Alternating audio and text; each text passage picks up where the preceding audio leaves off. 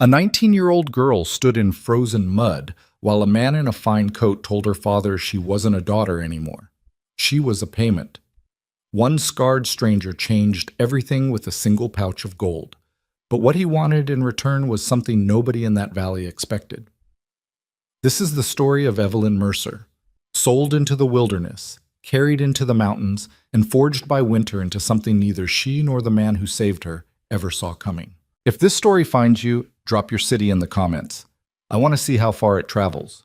The first thing Evelyn noticed when Victor Calloway rode onto the Mercer property was how clean his boots were. It was a strange thing to notice. The road from town was half frozen mud, rutted with wagon tracks and half buried in the early October sleet that had been falling since before dawn.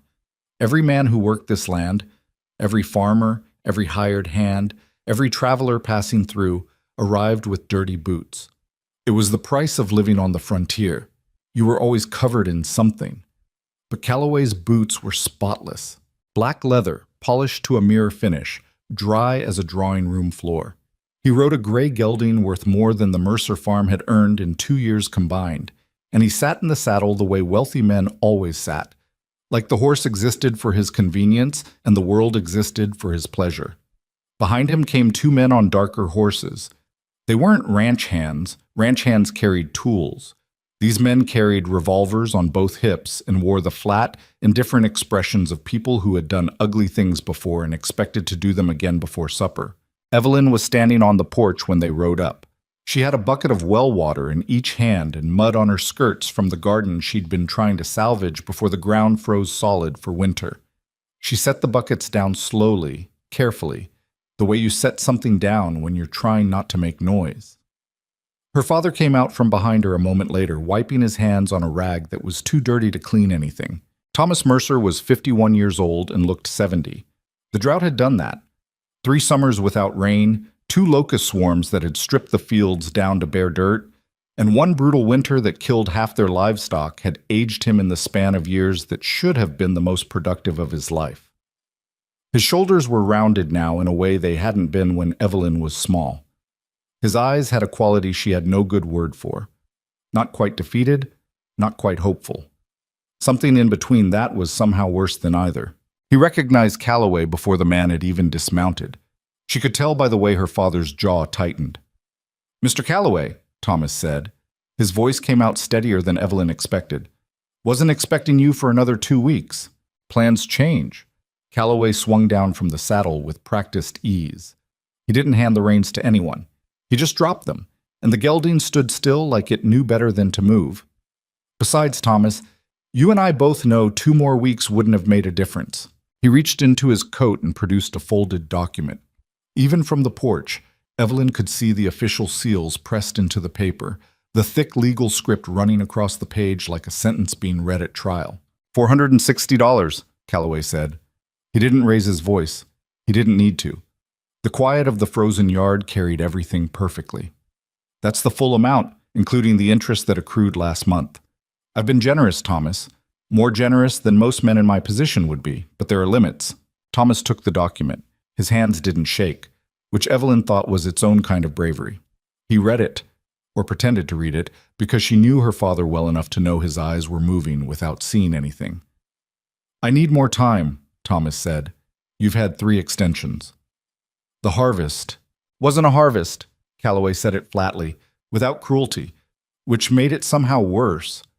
"Thomas, you've got rocks and mud on this property. Whatever was worth growing here stopped growing 2 years ago, and you know it. This isn't a farm anymore. It's a debt shaped like a farm." One of the riders behind him shifted in his saddle. The leather creaked. The sound was very loud in the silence. Evelyn's hands curled around the porch railing. "There has to be something," Thomas said. His voice finally cracked, just slightly, like a board bending before it breaks. "Something we can work out. Give me until spring. I'll sell the mules. The mules aren't worth $40 combined." Calloway folded the document and tucked it back into his coat. He looked at the farmhouse, then at the barn, then at the frozen garden, taking inventory the way a man looks at something he already owns. "The land is worth something. Not much, but something. I can recoup a portion of my losses if I sell it quickly." He paused. There is one alternative. Thomas went very still.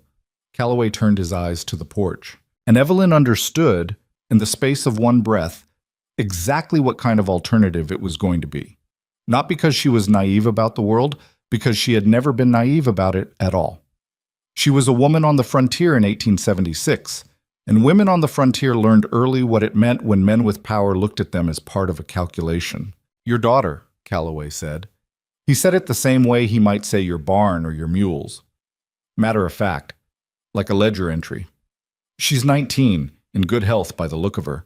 I have an associate in Cheyenne who runs a boarding house. Respectable establishment, good pay, all above board, a domestic arrangement. 5 years of service would satisfy the debt in full and leave a small sum left over for your family besides. The silence that followed was total. Thomas didn't move. A boarding house, Thomas said finally. That's right. In Cheyenne. Yes. Evelyn came down off the porch. She didn't plan it.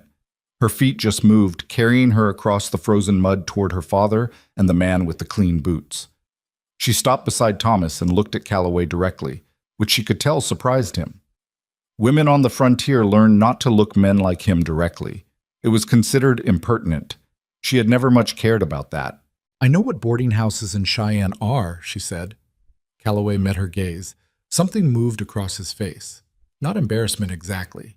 More like mild irritation at being understood. Miss Mercer, I know what they are, she said again, and you know what they are, and you're asking my father to sell me to one. She felt her voice going flat and cold, the way it went when she was frightened enough that the fear burned through and came out the other side as something else. So say what you're actually saying, Mr. Calloway, or ride off our property. One of the riders behind him made a low sound in his throat. Not a laugh, something harder. Calloway looked at her for a long moment.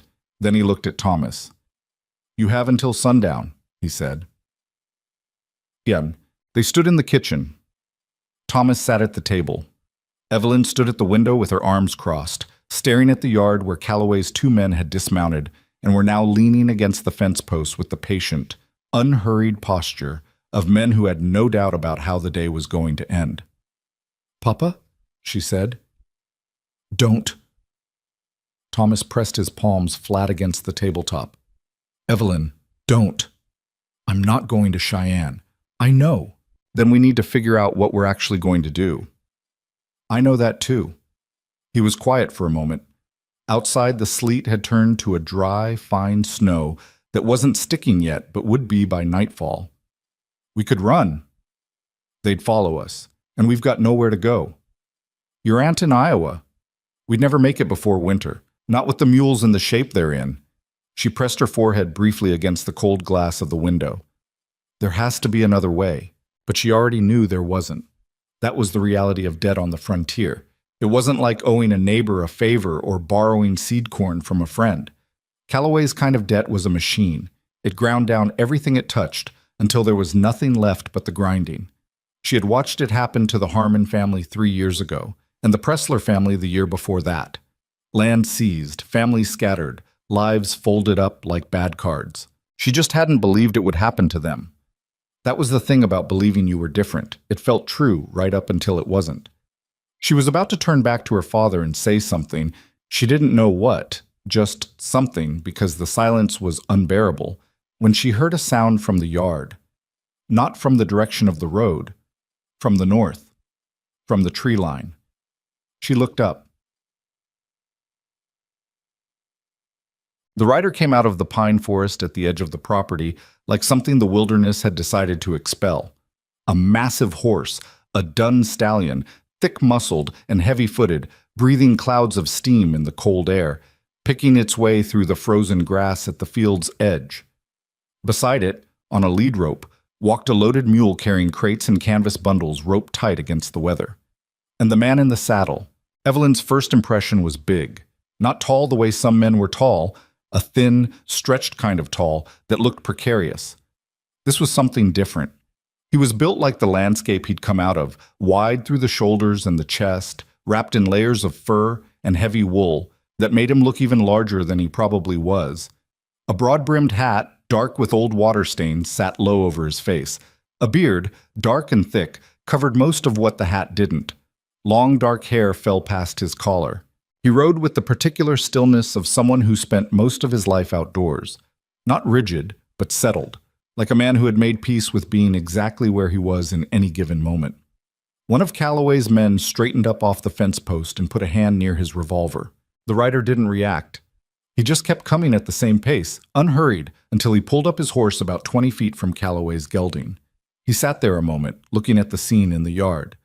The two armed men, the fancy horse, the document that Calloway had produced again and was now holding in one hand like a flag. Then the rider swung down from the saddle. He was taller than Evelyn had expected, and when the hat brim came up and she could finally see his face, she felt a cold shift somewhere in her chest that had nothing to do with the weather. The left side of his face was scarred, not a small scar, something old and severe that ran from his cheekbone down toward his jaw, silvery white against his weathered skin, the kind of mark that could only come from a fire or something equally unforgiving. It wasn't hideous, she'd seen worse, but it was stark. It made his face impossible to look at casually. Your eyes went to it automatically, the way they went to a lightning strike across a summer sky. He studied Calloway for a moment. Then he said, in a voice that was quieter than she expected, low and rough, but not loud, "What's the debt?" Calloway blinked. "I beg your pardon?" "The debt."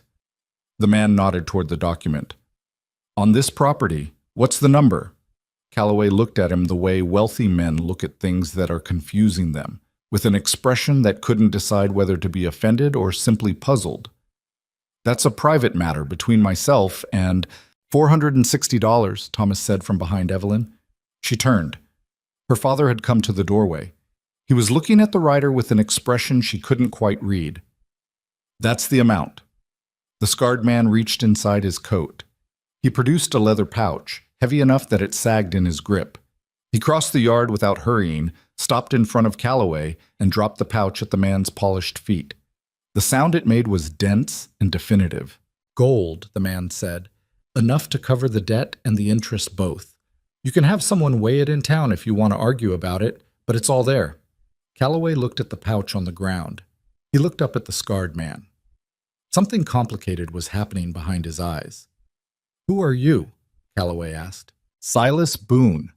He said it without particular emphasis, like stating a weather condition. "I trap.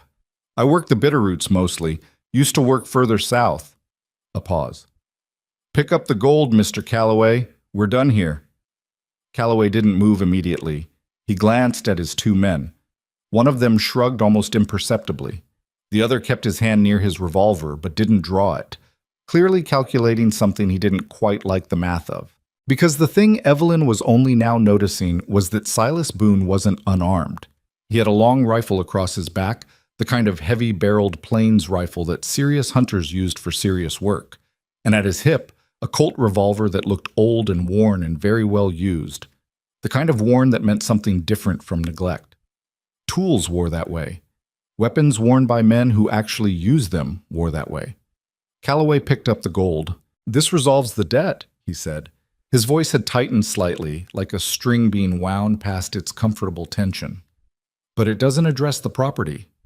"The property belongs to Thomas Mercer," Silas said. "His deed, his land. Unless you've got a document that says otherwise, I suggest you ride back to wherever you came from."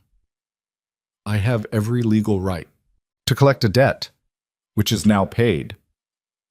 Silas turned his back on Calloway, deliberately, unhurriedly, and looked at Thomas Mercer. "Sir, I'd like a word with you." Calloway said nothing. His jaw was set hard. After a long moment, he made a small gesture to his men and walked to his horse. He mounted with careful, controlled movements. Evelyn watched him the whole time, and just before he turned the gelding toward the road, his eyes found her face. They stayed there for a moment, cold and flat and very patient. Then he rode away. Thomas Mercer owed a debt, and debts on the frontier didn't disappear just because the money changed hands. Silas Boone understood that before he even rode onto the property.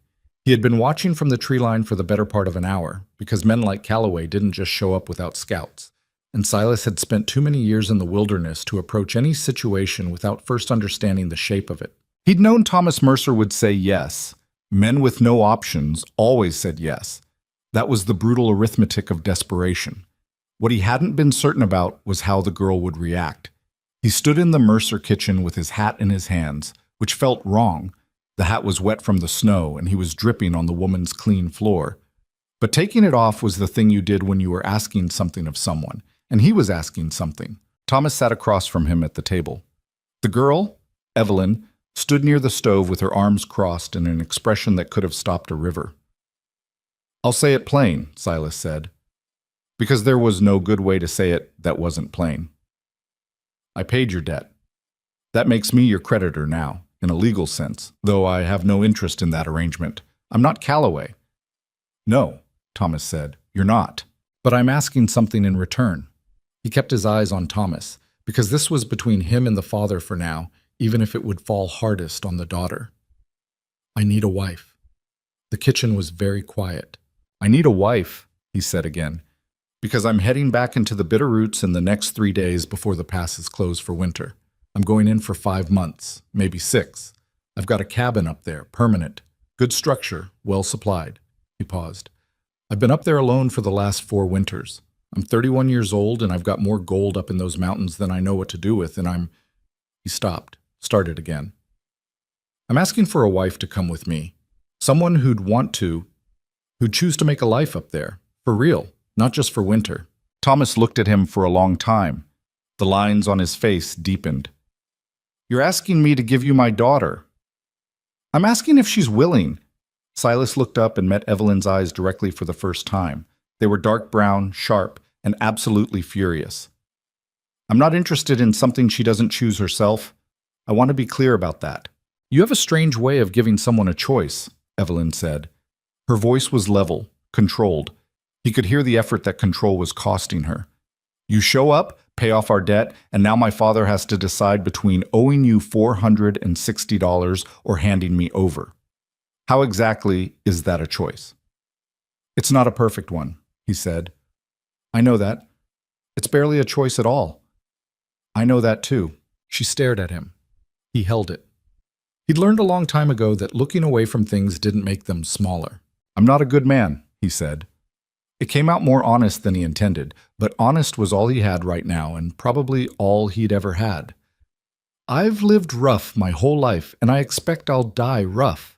I don't know how to be. I'm not easy company. I don't talk much. I've got a temper when things go wrong, and I know it, but I won't hurt you. I won't touch you unless you want it. I won't treat you like property." He paused. "That's not what I want from this." "Then what do you want from it?" she asked. He thought about lying. Something smoother, something easier. He thought about it and decided he was too old and too tired for it. "Someone there," he said. "That's all. Someone there when winter gets long." They were married by the Justice of the Peace in Granger Creek the next morning. Evelyn in her best dress and Silas in the cleanest shirt he owned, which wasn't very clean. The JP asked the necessary questions. They answered them. Papers were signed. It took 11 minutes. Evelyn's father held her for a long time before she climbed onto the mule Silas had brought for her. She could feel him shaking, not quite crying, but close enough that it didn't matter. "You come down from those mountains if you need to," he said. His voice was very rough. "You hear me? You come down." "I hear you, Papa. And if he hurts you, he won't." She said it without knowing whether she believed it. She said it because her father needed her to say it, and because the alternative, standing there in the frozen mud and agreeing that yes, her husband of 11 minutes might very well hurt her, and yes, she was riding into the mountains with him anyway, was a truth too raw to hand to a man who already looked like he was carrying more weight than was fair. She kissed his cheek. Then she climbed up on the mule and rode after Silas Boone, who had already started north without looking back. The first hour of riding was silence. Not comfortable silence. The kind that exists between people who know each other well enough to not need to talk. This was the other kind. The kind that has edges. Silas rode ahead on his dun stallion, the mule on a lead behind him, and Evelyn rode her own mule behind that, watching his broad back and trying to figure out what she had just done to herself. The land north of Granger Creek turned rough within a few miles. The flat, dry farmland broke apart into rising ground, then into proper hills, dense with pine and bare-limbed aspen, then into the first real slopes of the mountain country. The temperature dropped as they climbed. Her breath became visible. She dressed as warmly as she had. 2 wool skirts, a heavy coat, her boots stuffed with extra wool wrapped in cloth. But the cold here had a different quality than the cold of the valley. It was intentional somehow, specific. It pressed against her face and hands like it was checking her. After 2 hours, Silas pulled up on a ridge that looked out over the valley they'd left behind. He didn't say anything, he just sat there for a moment. Evelyn pulled her mule up beside him and looked back too. The Mercer homestead was invisible from here, swallowed by the gray distance. All she could see was the broad, flat expanse of the valley, the distant silver thread of the creek, the gray-brown smear of Granger Creek town with its smoke rising in thin lines against the low sky. She thought about her father sitting at that table. She thought about Calloway's boots. "We'll camp about another 4 hours north," Silas said. His voice startled her. She'd half forgotten he could speak. "Ground's going to get rougher. You all right on that mule?" "Fine," she said. A pause. "You can tell me if you're not," he said. "I'm not going to think less of you for it." "I said I'm fine." He nodded, like she'd confirmed something he'd expected, and turned his horse north. She followed. The camp he made that first night was better than she expected and worse than she'd hoped. A natural hollow in the hillside sheltered from the wind, a fire built small and hot the way wilderness men built them. Not for show, but for function. He strung a canvas between 2 pines and arranged the bedding from one of the packs underneath it. Then he spread his own bedroll on the other side of the fire. She watched him do it. She'd been braced for something, a moment of confrontation, a testing of the arrangement, some assertion of whatever rights a man in his position might think he had. The bracing had been exhausting, that constant held-breath vigilance. When he just lay down on his side of the fire and pulled his coat over himself and said, "Good night," in the direction of the flames, she stood there for a moment, feeling something she couldn't quite identify. Then she went to her bedroll and lay down. The fire crackled. Somewhere above them, wind moved through the pine tops with a sound like breathing. She lay on her back and stared up at the canvas above her and listened to the wilderness settling in around them. He was already asleep, she thought, or pretending to be, which amounted to the same thing. She was not asleep for a very long time. 3 days into the mountains, and she had learned a few things about Silas Boone. He woke before dawn, every dawn, and had water boiled and food started before full light. He didn't eat much. He ate efficiently, the way men who'd gone hungry ate, with attention and without waste. He tracked weather through some combination of observation and intuition that she didn't understand yet, reading the sky and the wind with the focused expression of someone reading a letter with bad news in it. He never talked about himself. She tried once, on the second morning, to ask him something ordinary. Where he'd grown up, whether he'd always been in the mountains, and he'd answered in 3 words and a half gesture and then gone back to checking the mule's harness. It wasn't rudeness exactly. It was more like the conversational equivalent of a door that was closed but not locked. She could feel the distinction even if she couldn't explain it. What he did instead of talking was watch. She noticed that. He watched everything. The sky, the terrain, the tree line, the animals. And he watched her, though never in a way that felt threatening. More the way he watched the weather. Like gathering information, like trying to understand a thing that mattered. On the 3rd day, they hit real snow. Not the fine dry dusting of the lower elevations, but proper mountain snow, deep and heavy, muffling sound and turning the forest into a strange, still cathedral. The horses moved through it with difficulty, and Silas dismounted twice to check the footing ahead before leading them through. He didn't ask her if she needed help. The first time she managed. The second time her mule slid sideways in a hidden drift, and she went off the saddle and into the snow hard, landing on her hip and her hand. She sat up spitting snow and cold, and something she was going to pretend was just frustration. When she looked up, Silas was standing over her with his hand out. She took it. He pulled her up with almost no effort, like she weighed nothing. Up close, closer than they'd been since the JP's office, she could see his eyes properly for the first time. She'd been avoiding it, she realized. His eyes were dark gray, and they had lines around them that had nothing to do with age and everything to do with weather and worry. Looking at her now with something careful and attentive that she was not yet ready to call kind. "Hurt?" he said. My dignity, mostly. Something shifted at the corner of his mouth. It wasn't quite a smile. It was a thing in the neighborhood of a smile. Snow gets deeper above the next ridge, he said. You tell me when you need to stop. I'll tell you when I need to stop, she agreed. He held her gaze a moment longer than necessary. Then he turned and went back to the horse. She stood in the snow for a moment, one hand still tingling from where his had been. Then she brushed herself off and climbed back on the mule. The cabin appeared on the afternoon of the 5th day, emerging from the pines along the edge of a frozen alpine lake like it had grown there rather than been built. It was not what she had expected. She wasn't sure, even now, what she had expected. Something mean and dark, she supposed. Some grim little shelter suitable for a man who lived alone in the wilderness. But the cabin was substantial, solid built from felled timber, chinked tight with moss and clay, a stone chimney rising from one end, a proper window on the south wall, a covered porch, a stable built off the back, twice the size it needed to be for just a horse and a mule. Silas opened the door and stood back to let her go in first. She stepped through. The interior smelled like wood smoke and pine sap, and something else she couldn't name, something that was just the smell of a place where one person had lived alone for a long time. There was a table, 2 chairs, a wood stove with a flat iron top, a bed built against the north wall with a thick mattress of what looked like horsehair and wool, shelves lined with supplies, flour, dried meat, salt, canned goods. Books. She hadn't expected books. A rifle hung on the wall beside the window. Everything was clean. Everything was placed with a precision that looked almost compulsive, the precision of a man who had no one to blame but himself if something was out of order. She turned a slow circle, taking it in. Then she looked up at the fireplace mantel. The carving was small, easy to miss.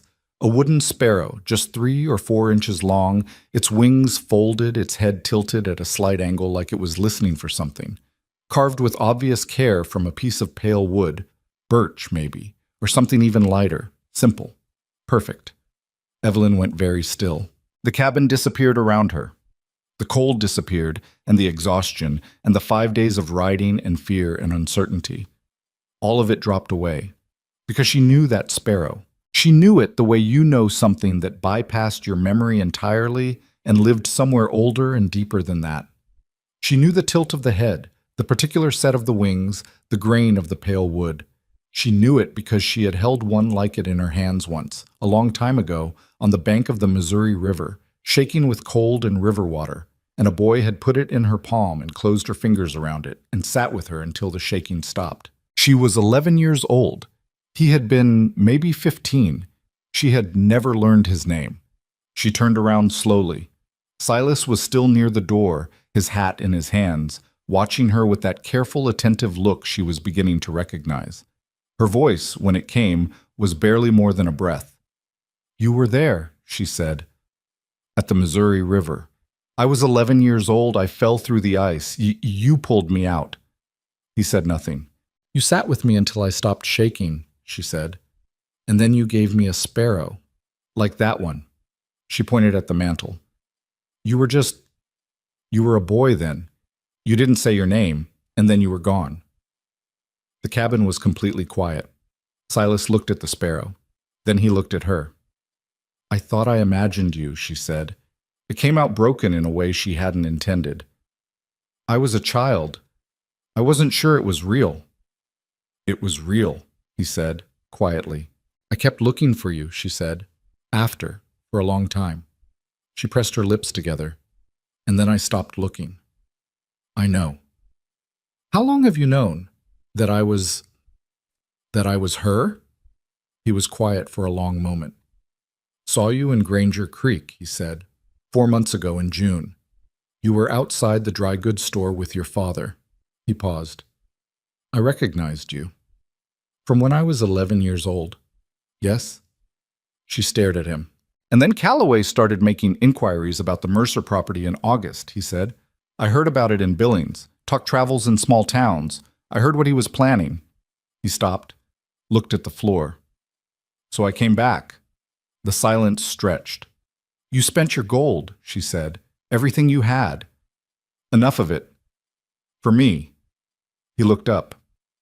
"Yes, She stood there in the middle of the cabin they were apparently going to share for the winter, in the middle of the mountains, in the middle of a life she hadn't planned and hadn't chosen and couldn't quite see the shape of yet, and she looked at this large, scarred, quiet man who had carved a sparrow when he was 15 years old and remembered a drowning girl for 20 years and ridden down out of the wilderness to stand between her and the worst thing that was waiting for her. She didn't know what to feel. She wasn't sure there was a name for it yet.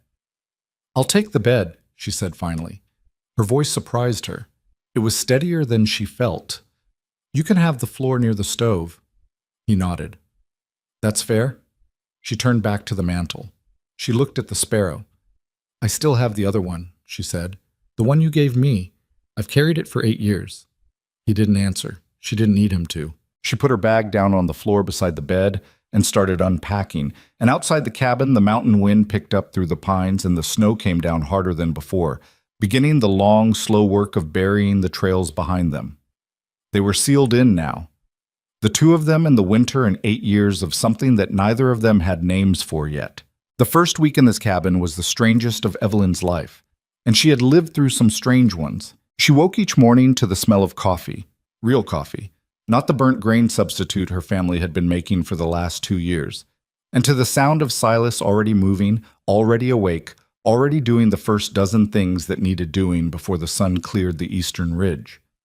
By the time she dressed and came out from behind the curtain, he'd hung across one corner of the cabin for her privacy. There was always food, not elaborate food, but hot and solid, cornmeal porridge with salt, or dried venison fried in a pan with fat, or hardtack softened in broth. He set her portion on the table without comment and ate his own standing near the stove, looking out the south window at the lake and the mountains beyond it. He did this every morning. He never asked if she slept well.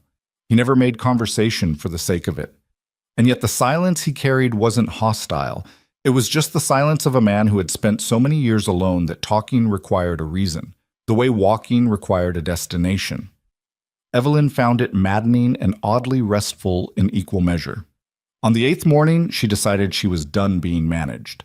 "I want to know what needs doing," she said, while he was pulling on his heavy coat near the door. He stopped. "I handle what needs doing." "I didn't ask you to handle it. I asked you to tell me what it is so I can help handle it." She put her coffee down on the table. "I'm not going to sit in this cabin for 6 months and watch you work. I'm not built that way." He looked at her for a moment with that particular look, the weather-reading look. Then he said, "Can you shoot?" "My father had a shotgun. I can fire it." "That's not the same thing as shooting." "No," she agreed. "It isn't, so teach me." Something shifted in his expression. Not quite surprise, more like adjustment, a man recalculating a thing he thought he already understood. "After the wood split," he said, "come out back." She was at the woodpile before he got there. He didn't comment on that either, but she caught the edge of something at his mouth. That almost smile again, there and gone. When he rounded the corner of the cabin and found her already pulling the maul from where it was stuck in the chopping block. "You know how to split wood?" he said. "I grew up on a farm." "Fair enough." He took the maul from her, not rudely, just efficiently, the way experienced people take tools from inexperienced ones, and showed her the technique he used, where to set the grain, how to let the weight of the head do the work instead of fighting it. She watched carefully. Then she took the maul back and tried it herself. The first 3 swings were bad. The wood spun off the block twice, and she nearly hit her own boot once. Silas said nothing, just picked up the runaway pieces and reset them on the block without expression. By the 6th swing, she was getting it, the rhythm of it, the way your whole body had to commit to the downstroke, or it didn't work. By the 12th swing, she was starting to feel it properly. "Better," Silas said. It was the first time he'd offered any assessment of anything she'd done. She filed it away. The shooting lesson came in the afternoon, out on the frozen edge of the lake, where the open ground gave him a clear field to work with. He'd brought the Winchester, not his buffalo rifle, not the Colt. The Winchester was a lever-action repeater, lighter than she expected, with a balance that felt almost natural in her hands. "It'll kick," he said. "Less than a shotgun, but respect it." She fired her first shot at a birch tree 40 feet away and hit about 3 feet to the left of it. The recoil snapped her shoulder back, and she stepped sideways to catch herself. "Lean into it," he said. He was standing behind her and slightly to the right, close enough to correct her, far enough to leave space she hadn't asked him to fill. Before you fire, put your weight forward, not back. The gun's going to try to push you. You push first. She reset, fired again. This one clipped the birch tree. She heard the wood crack. Again, he said. She fired 11 more times. By the 11th, she was hitting the tree deliberately. Not the center, not reliably, but deliberately. There was a difference between getting lucky with a firearm and actually beginning to understand one, and she could feel herself crossing that line with each shot. When the magazine was empty, Silas was quiet for a moment. You listen well, he said finally. She lowered the rifle. Did you expect me not to? Didn't know what to expect, he said. Honest, at least. She turned and handed the Winchester back to him. He was closer than she'd realized, and for a moment they were standing with perhaps 3 feet between them, the gun passing from her hands to his, both of them holding it briefly at once, before he took its full weight. Thank you, she said. He nodded once and turned back toward the cabin. She stood on the frozen lake shore for a moment, listening to the absolute silence of the high country. No wind right now, no birds, just the enormous quiet of altitude and snowpack and distance from everything human, and breathed it in. It was a strange thing, that silence. It had weight. It pressed against your ears in a way that city people probably found terrifying, but she was beginning to understand it differently. There was nothing hiding in it. Everything dangerous in this landscape announced itself. The silence meant nothing was wrong right now. That was, she thought, more than she'd been able to say about most of the silences in her life. The days developed a structure. It was Silas's structure first. She mapped herself onto it the way you map yourself onto a river's current, not fighting it, but finding your place in it. Mornings, fire, food, water hauled from the lake through a hole Silas kept cut in the ice. Mid-mornings, whatever needed maintaining. Wood, harnesses, the cabin itself, which required constant small attention in this cold. Afternoons, he checked his trap lines, which ran several miles north along the creek drainage. She started going with him after the second week because the alternative was sitting in the cabin alone, and she was worse at being alone than she'd thought. The trap lines were brutal and honest in the way the wilderness itself was brutal and honest. There was nothing comfortable about what they did out there. Animals died. That was the fact of it. Silas worked quickly and without ceremony, resetting the traps, collecting what was in them, explaining to her, when she asked, what each animal's pelt was worth and what it was used for, and how you could tell a healthy skin from a damaged one. He taught her to skin a beaver without ruining the hide, his big hands guiding hers through the cuts with a patience she hadn't expected from a man who struggled so visibly to string 2 sentences together in ordinary conversation. You're good at teaching, she told him one afternoon, while they were working over a frozen creek bank with their breath coming out in thick clouds. You're not good at talking, but you're good at teaching. He considered that. Different things, he said. How so? Talking is mostly for the person talking. Teaching is for the other person. He pulled the last trap from under the ice ledge and reset it with practiced movements. I'm better at things that aren't about me. She looked at him. He was already standing and turning toward the trail back, and she watched his back for a moment. The heavy fur coat, the rifle across his shoulders, the particular way he moved through snow like he was part of it rather than fighting it. That's either very humble or very sad, she said. Probably both, he said without turning around. She caught up and walked beside him, and neither of them said anything else for a while, but the silence had changed since the first day. It was looser now. There was room in it. 3 weeks in, it snowed for 4 days without stopping. Not the gentle accumulating snow of the lower passes, a real mountain storm, the kind that dropped 3 feet in 48 hours and made the cabin shake in its bones on the windiest nights. The first night of it, Evelyn lay awake listening to the timbers groan and the wind screaming down from the peaks, and tried to calculate how thoroughly she was trapped. The trail they'd come in on was buried. The passes below would be impassable until April at the earliest. She was 5 months' journey from anyone who knew her name, in a one-room cabin with a man she'd known for 3 weeks, with nothing but his supplies and his knowledge standing between her and a very cold death. She found, to her own surprise, that she was not as frightened as she thought she'd be. Some of that was Silas. He moved through the storm days with total calm, with the focus of a man who had seen worse and survived it, and his calm was contagious in the most functional possible way. Not reassuring in a false way. He wasn't the type to tell her everything was fine when it wasn't, but steady in a way that was better than false reassurance. He checked the stable twice each day to make sure the horses and the mule were sheltered and eating. He banked the stove carefully to keep heat constant without burning through their wood too fast. He sat at the table in the evenings and did the kind of maintenance work that wilderness men did, sharpening knives, mending harness leather, rechecking the supplies against a list he kept in a small notebook with cramped, careful handwriting. On the second night of the storm, when the wind was at its worst, Evelyn pulled a book from the shelf.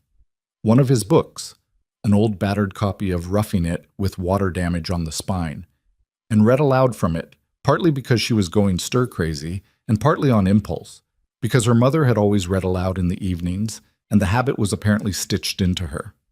Silas looked up from the harness he was working on. She kept reading. After a few minutes, he set the harness down and just listened, and she could feel it, the quality of his attention, how completely he gave it when he gave it at all. She read for almost an hour, until her voice started to tire, and when she stopped, he was quiet for a long moment. "You read well," he said. "My mother taught me." She put the book down. "Do you read much? You have a lot of books for someone who lives alone." "Winter's long," he said. Then after a pause, "I don't read as well as you. Words come slower for me off a page." "You could read to me sometime, if you wanted," she said. "Slower is fine." He looked at the books on the shelf, then at her, then back at the harness, which he picked up again. "Maybe," he said. He did. 3 days later. Sitting across from her at the table, the storm finally quieted, a Bret Harte story she'd never read, his voice rough and halting over the longer words, pausing sometimes to sound something out. She didn't correct him. She just listened to the story and to the crackling stove and to the way his voice changed when he got into a passage he liked, slightly less careful, slightly more present, like a man forgetting to watch himself. That was when she started seeing him differently. Not because of the reading, exactly, because of what the reading showed her, that there were things he was willing to be bad at in front of her. That was a kind of trust she hadn't been expecting from him this soon, and it caught her off guard the way the deep drifts caught her sometimes on the trail, suddenly, completely, without warning. She started paying a different kind of attention. She noticed that he always refilled her coffee before he refilled his own, that he repaired a split in her boot heel while she slept one night and left it by the door without saying anything, that he had a habit when he was working through a problem, a trap placement, a weather calculation, of going very still and looking at nothing, just processing, and that during those moments he looked younger somehow, the weathered competence of his face replaced by something plainer and less defended. She noticed the books, not just that he had them, but what they were. Geology texts, a natural history of North American mammals, 2 novels, a slim volume of poetry that looked like it had been read more than the others, its spine soft and curved from use. She pulled it from the shelf one afternoon while he was out and found it was Whitman. She put it back and didn't say anything, but the knowledge settled somewhere in her and stayed. She also noticed how he handled pain. In the 5th week, he sliced his palm open on a trap spring that snapped wrong, a nasty cut, deep enough to need closing. He wrapped it himself in a strip of cloth and said nothing about it until she saw him favoring the hand over supper and made him unwrap it. "That needs stitching," she said. "It'll close." "Silas, it needs stitching." She looked up at him. "I can do it. My mother stitched my father's arm closed after a farming accident when I was 14. I can do it." He looked at her. His jaw was set in the way she'd come to recognize. That stubborn, flat expression that meant he was about to refuse something. She held his gaze and waited, and he must have seen something in her face that persuaded him, because after a moment he sat down and put his hand on the table. "There's a kit," he said, "in the top shelf." She found it and boiled the needle clean and did what needed to be done. He didn't flinch. He watched her work with his head bent and his expression closed off, and she focused on the work and tried not to think about how strange it was to be this close to him, this deliberate and careful with a part of him that was hurt. When she tied off the last stitch, she looked up and found him watching her face. "Thank you," he said. Quiet, like it cost him something to say it. "You're difficult," she said. You know that. So I've been told. By who? He thought about it. My mother, before she died. A pause. Nobody else was around long enough after that. She set the needle kit aside and didn't push further because she could feel the edge of something there. Some territory in him that she could see the shape of but couldn't map yet. And she'd learned enough about Silas Boone to know that the way in wasn't through pushing. It was through waiting, through being present without demanding, through being the kind of person who didn't require anything from him that he wasn't ready to give. It was, she thought, a strange and specific skill she seemed to have developed in the last 5 weeks. She wasn't sure what to do with it. The night the mountain lion came, it was the worst cold of the winter. Well below zero, the kind of temperature that froze your nose hairs and made the trees crack in the dark like rifle shots. Evelyn had been asleep for maybe 3 hours when the horses started screaming. Not panicking, screaming. There's a difference, and the difference woke her completely and instantly, heart slamming, sitting up with the quilt clutched in both hands before she was even fully conscious. Silas was already at the door with the rifle. He went out into the dark without a lantern. She heard the sounds from the stable, the horses crashing against their stalls, the mule braying, and then a sound she'd never heard before, a sound that was wrong in a deep animal way, a screaming snarl that her body understood before her mind did. She pulled on her boots and coat and grabbed the Winchester from its place by the door and followed him. The stable was chaos. Her lantern threw wild shadows across the horses, both of them rearing, eyes showing white, fighting the tie ropes.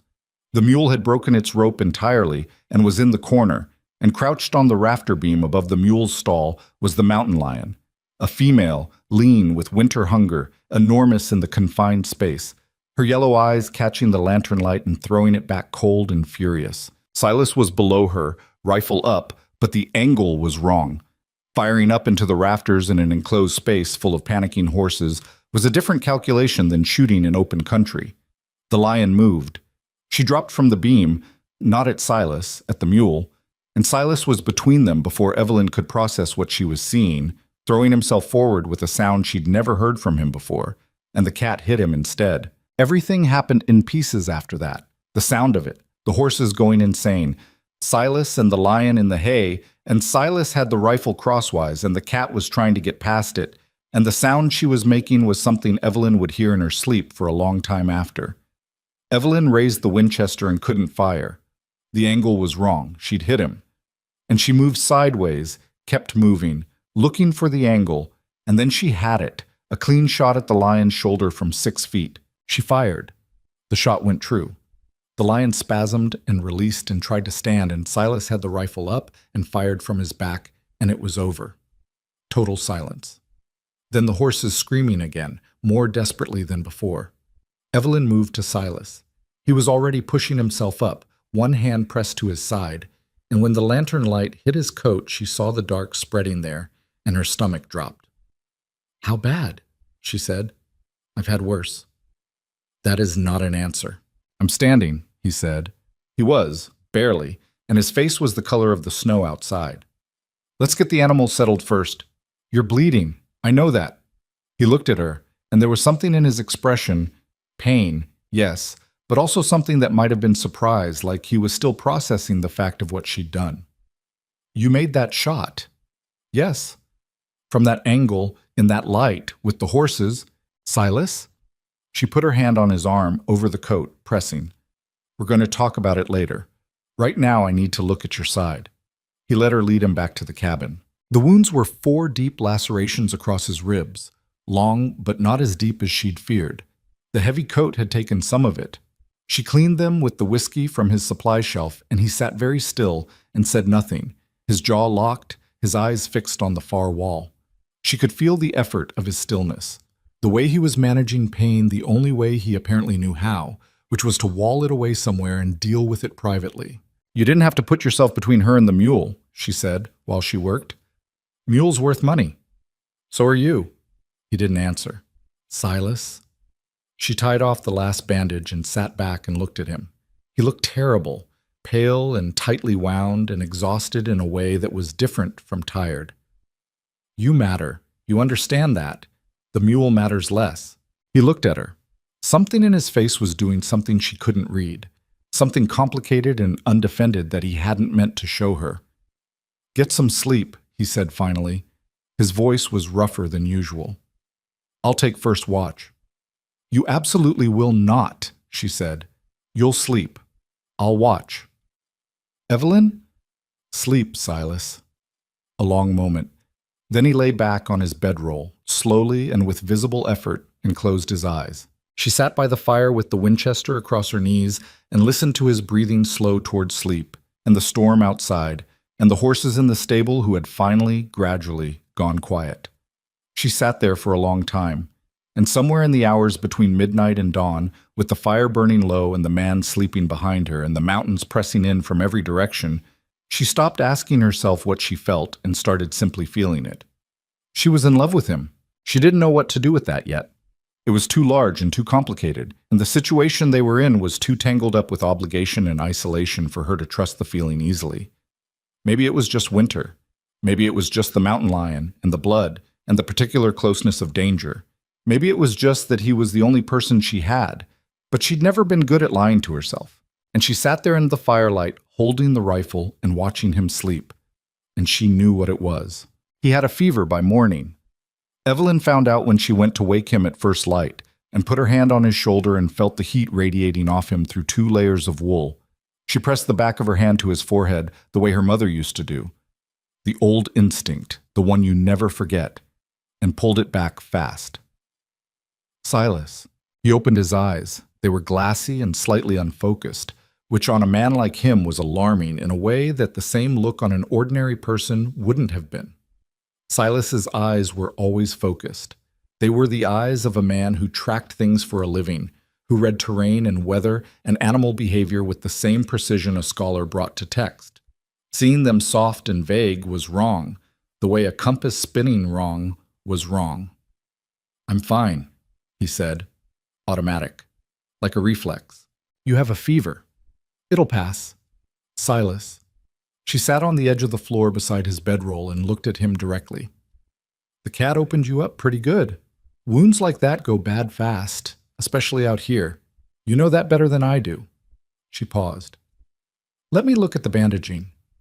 He started to push himself up and winced hard enough that his breath caught, which told her everything about the actual state of his ribs. She put a hand on his chest and he stopped. "Stay down," she said. He stayed down. She unwrapped the bandaging carefully. The wounds had closed, which was something, but 2 of the 4 lacerations were red and swollen around the edges in a way that made her stomach tighten. Not badly infected yet, not the dark spreading kind that meant real trouble, but heading that direction without intervention. She'd watched her mother treat infected wounds twice. Once on her father, once on a neighbor whose hand had gone wrong after a fence post accident. She remembered the smell of the poultice her mother made, the particular color of infected skin at different stages, the way you could tell what you were dealing with if you looked at it without flinching. She looked without flinching. "I need to clean these again," she said. "It's going to hurt more than last night."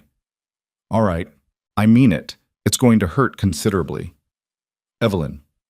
He looked at her with those fever-glazed eyes, and even through the glaze there was a dryness in them that was entirely him.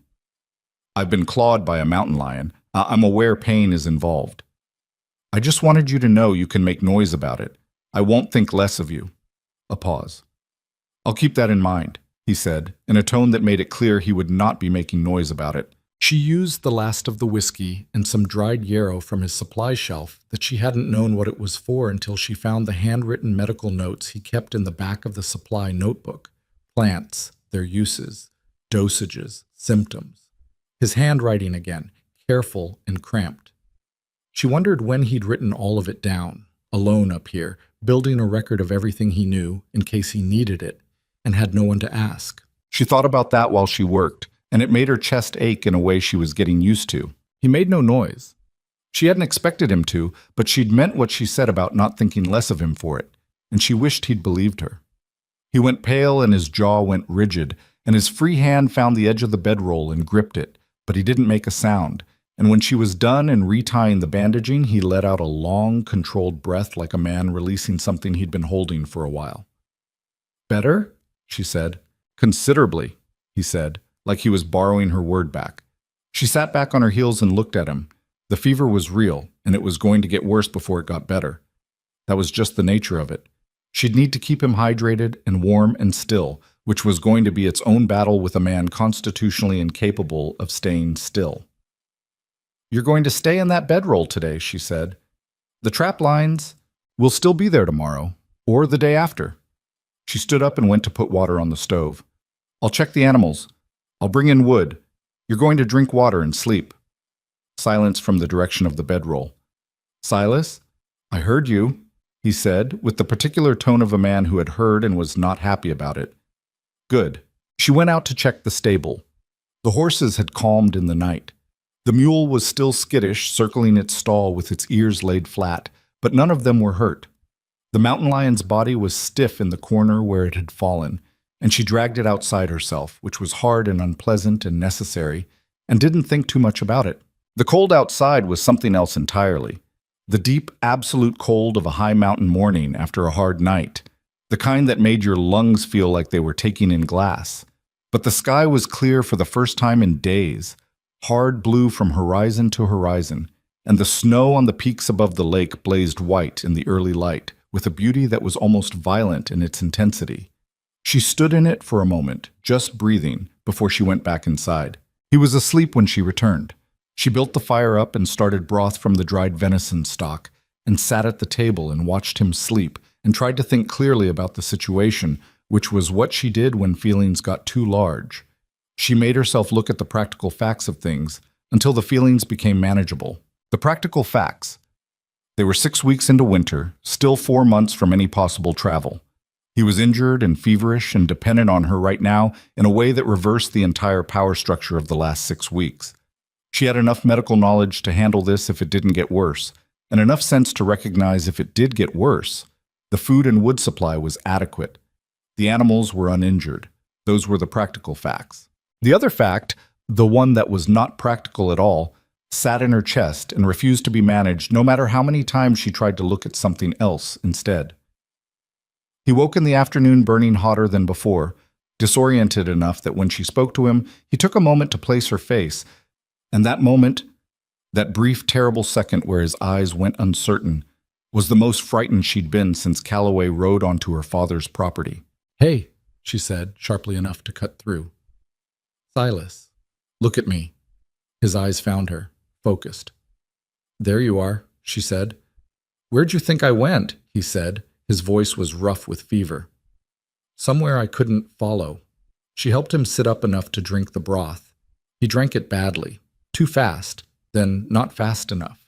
And some of it went down wrong, and he coughed and swore under his breath, the first profanity she'd heard from him, which struck her as faintly funny even now. "Language," she said. "You just scalded me. It's lukewarm. My throat disagrees." But he drank the rest of it without complaint, and she could see him working to stay present, fighting the fever's pull the way you fight sleep when you know you need to stay awake. "Talk to me," she said. She pulled the chair close to the bedroll and sat in it. "About something, anything." "Why?" "Because you need to stay awake for a while longer, and I think talking is harder for you than staying awake, so if you can manage the talking, you can manage the rest." He looked at her. Even feverish, there was something appreciative in his expression, some recognition of the logic that he couldn't quite hide. "What do you want to know?" he said. "Tell me about your family." The something appreciative went away. She'd expected that. "You don't have to," she said. "But you could." A long silence. Outside, the wind had picked up again, pushing snow crystals against the window glass in a sound like dry sand. "My father trapped," he said, finally. "Up in Montana, before Montana was a territory. He was a rough man. Not cruel, just rough. The way men are who've only ever had hard things." He stopped. "My mother was better than he deserved. Most men's mothers are, I think." Another pause. "She died when I was 12. Fever, same as this." He glanced at his own hand resting on the quilt like it belonged to someone else. "Took her in 4 days." "I'm sorry," Evelyn said. She meant it without ornamentation. "My father drank after that, worked less. The trapping went bad 2 winters running, and we had nothing." He was quiet for a moment. He died when I was 14, not the drinking directly, a trapping accident. Alone on the line in February, nobody found him for a week. She sat with that, the weight of it, a 14-year-old boy finding his father's body a week frozen in the February wilderness. And then you were alone, she said. And then I was alone. He said it plainly, without self-pity, the way you state a weather condition. It happened, and it was a fact, and there it was. I knew enough to survive. My father taught me that much before the drinking took him, and I was, he seemed to search for a word, better at being alone than most. I didn't mind the quiet the way some people do. Until you did, she said. He looked at her. Until I did, he agreed. She thought about a 15-year-old boy, already alone for a year, already shaped by all of that, sitting on a Missouri riverbank with a drowning girl and carving her a sparrow. She thought about what kind of person that was, what it said about who he'd been before the wilderness finished its work on him. You were kind, she said. When I was 11. You didn't have to stay. Most people would have pulled me out and moved on. You were scared, he said. Like it was that simple. Like the only possible response to a scared child was to sit with her until she wasn't scared anymore. You've been carrying that for 20 years, she said. He didn't answer, but she could see that she was right. Silas! She leaned forward slightly, elbows on her knees. Why did you really come for me? I understand what you told my father. I understand the logic of it, but you spent everything you had. You changed your whole life, and you barely knew me. He was quiet for long enough that she thought the fever had pulled him under again. Then he said, I knew you enough. From one afternoon on a riverbank. Some things you know fast. His eyes were closing despite his efforts, the fever finally winning. I wasn't looking for a transaction. I want you to know that. I didn't save you because I wanted something from you. I know that, she said, and she did now. She'd known it for weeks, probably. Get some sleep. I'm sorry, he said. His voice was going soft and blurred. For how it looked. The way I did it. I know it looked like sleep, Silas. Like I bought you. I said sleep. A moment. Then, Evelyn. What? The sparrow you said you kept. The one from the river. His eyes were fully closed now. Did you really keep it? She reached into the pocket of her skirt. The little carving was there, worn smooth from years of handling, the grain of the wood silky under her fingers. She'd carried it since she was 11 years old without knowing why. The way you carry things that are connected to moments your heart won't let go of. She pressed it into his open hand. His fingers closed around it and his whole body seemed to let go of something, and he slept. She sat beside him through the long afternoon and into the evening, feeding the fire, watching his chest rise and fall, and somewhere in the hours between sunset and dark, the fever broke. She knew it when it happened. The sweat came, sudden and drenching, and his breathing changed from the tight, labored quality of a man fighting his own body to something slower and more ordinary. She pressed her hand to his forehead. Cool. Or near enough. She sat back in her chair and realized her own hands were shaking slightly, which she hadn't noticed until now. She'd been running on focused attention for hours, and now that the attention could release, her body was processing everything it had been too busy to feel. The lion last night. The blood. The fear this morning when his eyes went unfocused. The hours of sitting here doing small, careful things and hoping they were enough. She pressed her hands flat on her knees until they stopped shaking. Then she made herself dinner and ate it alone at the table and watched the snow fall against the dark window glass. He recovered slowly. Not because he wasn't strong.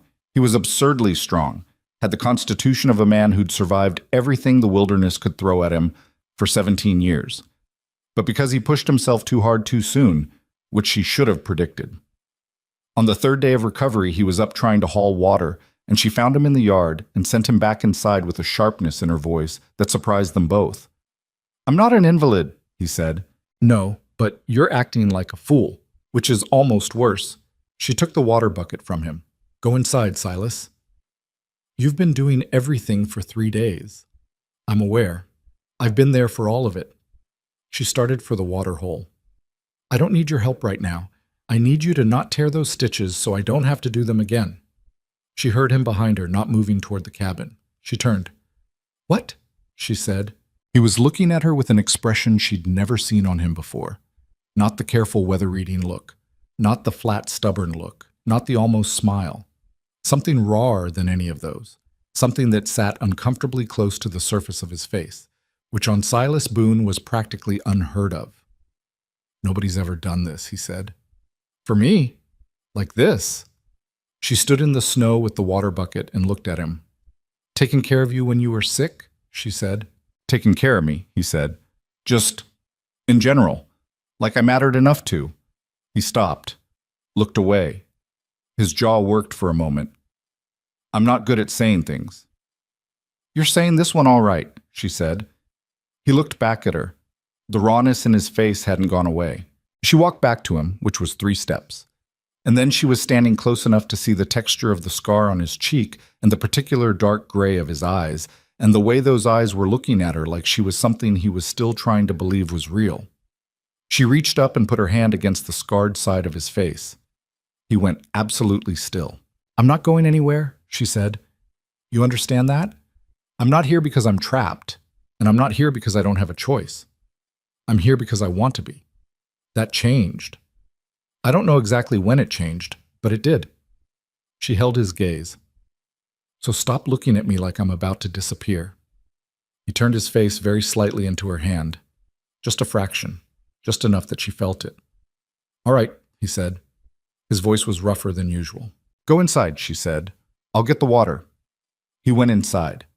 She stood in the cold for a moment, her hand still warm from his face, and took one long breath of mountain air, sharp and clean and thin, and then she went to get the water. After that, something between them settled. Not resolved.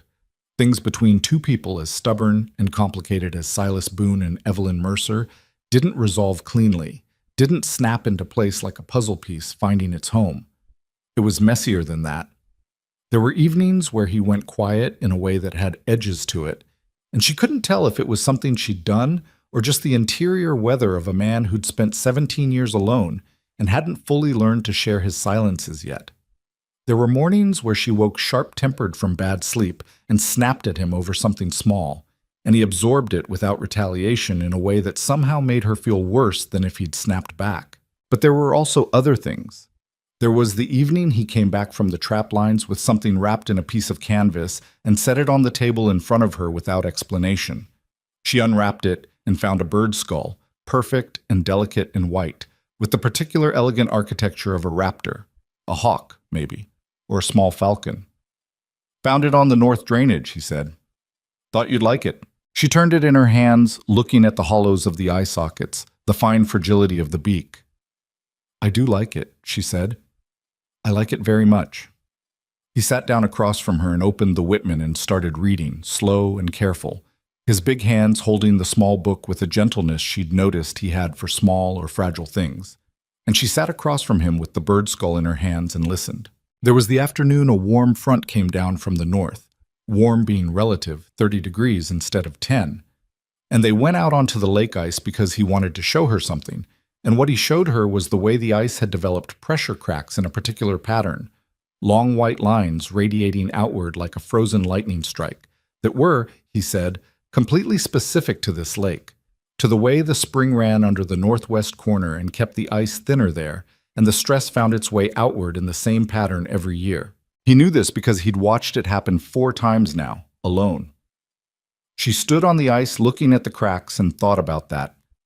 4 winters of noticing something beautiful and specific and having no one to show it to. And she didn't say anything about it, just stood beside him looking at the pattern in the ice until he said quietly, "I'm glad you're here to see it." She took his hand. He didn't pull away. He held on, and they stood on the frozen lake in the winter light, and neither of them said anything else, and it was enough. By February, they had stopped being 2 people sharing a space and become something harder to name, 2 people who'd been forged together by cold and proximity and the particular pressure of needing each other to survive, the way metal gets forged, the way the process leaves it different from what it was before. Not perfect. Nothing in that cabin was perfect, and nothing between them was simple, but real, in the way only things that have been tested are real. She stopped sleeping near the stove. It happened gradually, and then suddenly, the way most things between people happen. weeks of the distance between them narrowing in small increments. And then one night in late February when a storm came down and the cold was absolute, and he said, without looking at her, "You don't have to be cold." And she moved her bedroll to the bed without a word. He lay down beside her. They lay in the dark and listened to the storm, and neither of them moved for a long time, both of them aware of the other with a totality that made ordinary awareness feel partial. Then he said, in the dark, "Is this all right?"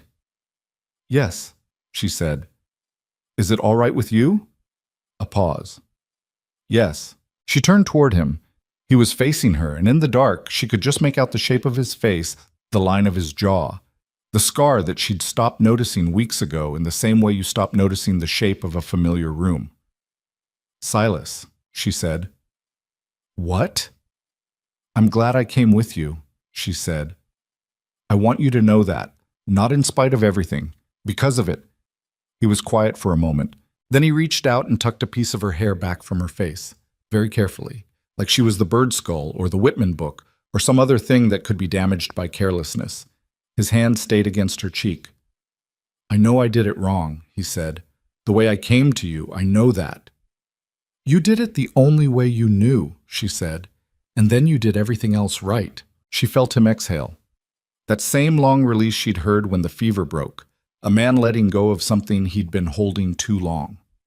The storm shook the cabin walls and the fire burned low, and outside the mountains stood in their cold, absolute dark, indifferent to everything beneath them.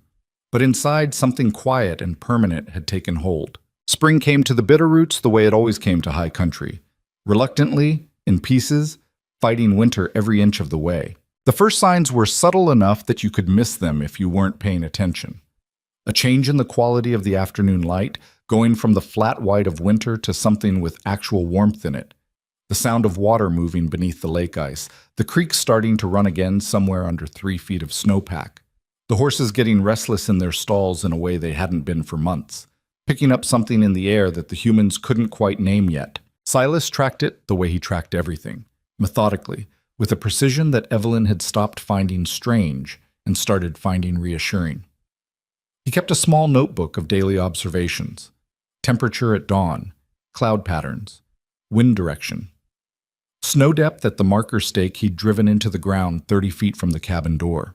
He'd been keeping the same record for 4 winters, and he could read the accumulated data the way other men read maps. "Another 6 weeks, he told her one morning in mid-March, studying the stake from the porch. "Maybe 5 if the pattern holds. And then the passes open? Slowly, south-facing slopes first. The main trail we came in on, probably mid-April, before I'd risk a loaded horse on it." She stood beside him on the porch with her coffee, looking out at the lake. The ice had gone gray and porous at the edges, the first sign of its surrender. The mountain above them was still white from peak to tree line, but the south wall of the valley had started showing bare rock in patches, dark against the snow like emerging continents. "Are you thinking about going down?" he said. He didn't look at her when he asked it. "No," she said. Then, because she believed in accuracy, "My father. I want to know if he's all right. I've been thinking about him. We could get word to him. Once the passes are clear enough for a man on foot, I can get down to Granger Creek and back in 3 days." She looked at him then. "You do that?" He gave her the look that meant he found the question unnecessary. "He's your father." She turned back to the lake. Thought about her father at that kitchen table, watching her ride away. Thought about Calloway's flat, patient eyes in the moment before he turned his horse and left the property. "Do you think Calloway let it go?" she said. Silas was quiet for a moment. Not the considering kind of quiet, the kind where the answer was already there, and he was deciding how much of it to give her. "No," he said. "I didn't think so either." He drank his coffee. She drank hers. A raven landed on the fence post at the edge of the yard, looked at them both with its particular intelligent contempt, and flew away. "Men like Calloway," Silas said, "don't let things go. Not when they think they've been made to look small. The money was one thing. He lost money, and he's got enough that money alone wouldn't drive him this far. But I walked onto his operation in front of his own hired men and paid off his debt and took you away, and he had no answer for it." He paused. "That kind of man keeps a ledger. Not of money, of respect." So he's coming. Eventually, when he figures out where we are. Another pause. He'll figure it out. She thought about that through the morning, while she worked on mending the harness leather that had cracked in the cold, sitting at the table with the oil and the stitching awl, her hands working by feel while her mind went to other places.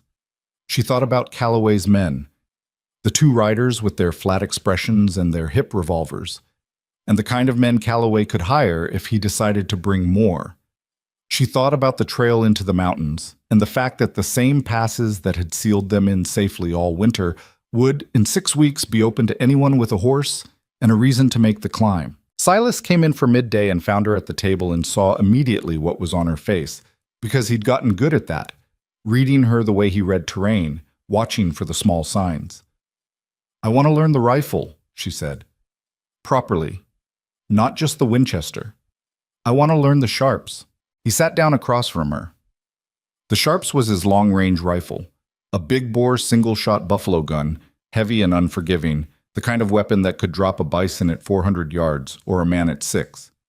She'd seen him with it, but never touched it. "The Sharps kicks like a mule," he said. "I know. It's not a repeater. One shot, then you reload. You have to make it count." "I know that too." He studied her for a moment. Then he stood up and took the Sharps down from its place on the wall and set it on the table in front of her. "We start tomorrow," he said, "when the light's good." He was not wrong about the kick. The first time she fired the Sharps, braced against a pine tree at the edge of the clearing, the recoil snapped through her shoulder like a door slamming, and she stepped back hard and would have gone down if the tree hadn't been there. Silas caught her elbow anyway, a steadying hand that was there and gone before she'd finished processing it. "Both feet," he said. "Plant like you mean it. Wide stance, front foot forward. You have to commit your whole body to this one. You could have led with that. You needed to feel it first." He stepped back. Again, she loaded the Sharps. He'd shown her the process twice, and she'd practiced it dry a dozen times until the sequence was automatic, and planted her feet and fired again.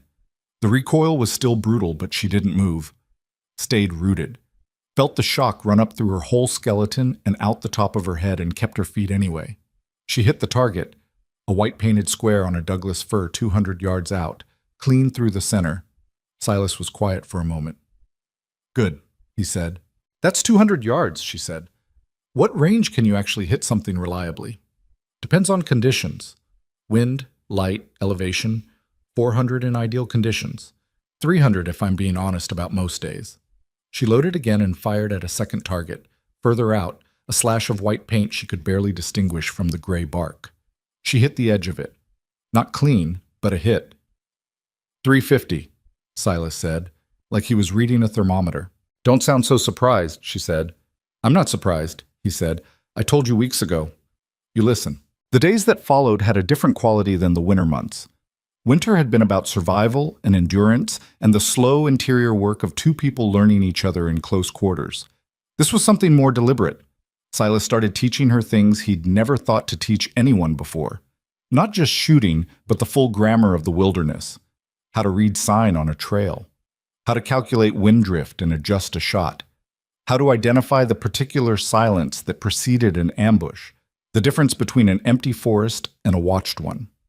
He taught her how men moved when they were hunting something versus when they were lost, the behavioral difference in tracks, in broken branches, in the way smoke from a fire drifted differently when someone was trying to hide it. She absorbed it all with the same focused attention she brought to everything, and he watched her become something different from what she'd been in October. Not unrecognizable, she was still Evelyn, still sharp-tongued and direct and capable of silences that had as much content as speech. But there was a new quality to her movements, a groundedness, like she'd found the level of herself out here in a way that the life she'd come from had never offered. He loved her. He'd known it for months.